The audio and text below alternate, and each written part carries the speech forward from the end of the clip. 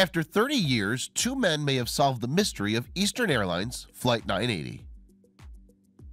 Stories of mystery have served to captivate the masses for centuries, but that's usually all they ever are, stories. Yet, while most people are content to be mystified by tales that seemingly have no end or explanation, there are plenty of others that believe stories like these are far from over. After 30 years of fruitless efforts to understand the cause of one mysterious plane crash, two hikers made it their mission to crack the case once and for all. But when the two men arrived at the windswept peaks of Mount Illimani, they discovered a lost piece of the puzzle that not even they were prepared to find. On New Year's Day 1985, Eastern Airlines Flight 980 was preparing to depart on an international trip from the waterfront city of Asunción, Paraguay, to sunny Miami, Florida. With scheduled stopovers in Bolivia and Ecuador, the flight was shaping up to be an enjoyable tour of South America. But because the airport at Asunción didn't see much regular traffic, Flight 980 was to be flown on a large Boeing 727 airliner, a craft much larger than those typically transport small number of passengers. With legroom to spare, however, the 29 men and women aboard didn't seem to mind the extra space. The Houston-based cockpit crew was headed by Captain Larry Campbell, who, along with a cabin crew of 5 Chilean flight attendants, was confident the journey would go off without a hitch. After all, the passengers they were transporting weren't just your everyday travelers. Though the flight was carrying individuals from Paraguay, the United States, and even South Korea, there was one woman in particular that crew members were made especially aware of: Marion Davis. As the wife of the U.S. ambassador to Paraguay, her safety was of the utmost importance. Around 7:37 p.m., Flight 980 contacted the control tower at Bolivia's International Airport at La Paz and gave the crew the all-clear to land and refuel. But although landing a plane might seem like a simple task for a trained pilot, bringing the craft down at this particular airport wouldn't be easy. Known as El Alto, La Paz's notorious airstrip is the highest international airport in the world, sitting at an astonishing 13,327 feet above sea level.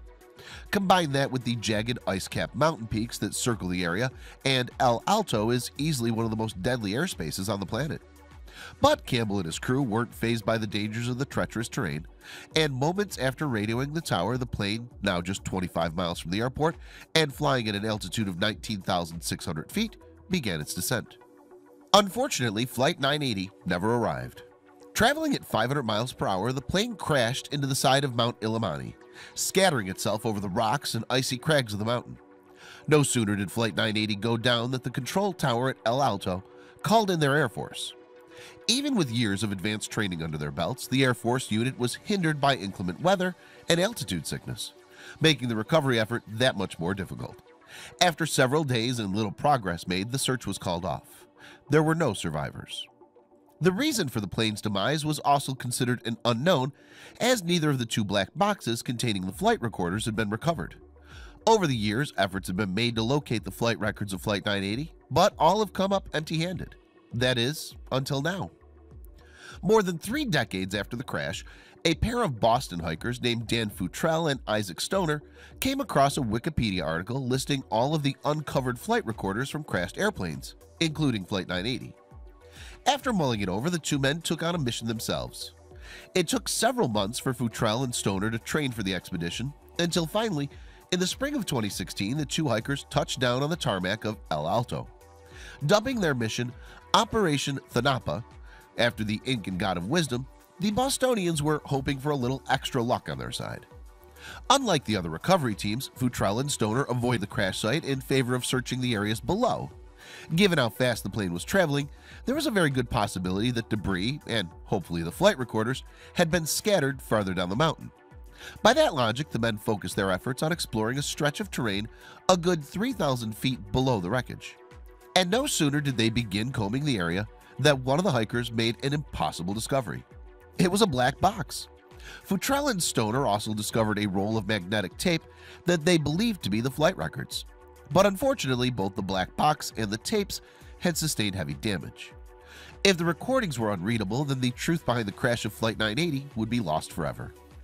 As the hikers continued to explore the wreckage, they tried to compare the clues they found with some of the theories about the crash.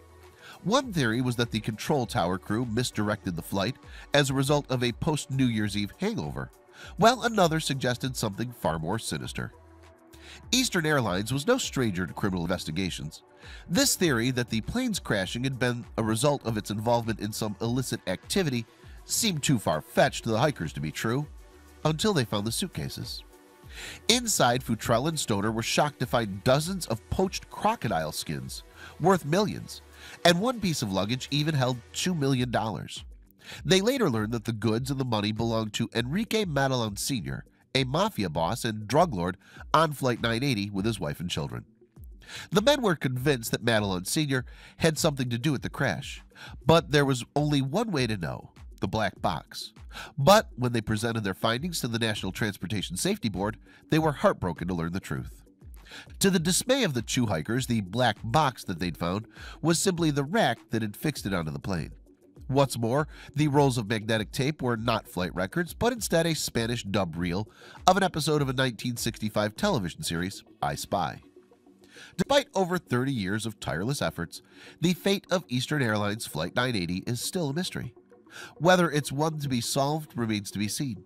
But thanks to Dan Frutel and Isaac Stoner, the newfound interest in cracking this decades-old case will hopefully one day return some answers.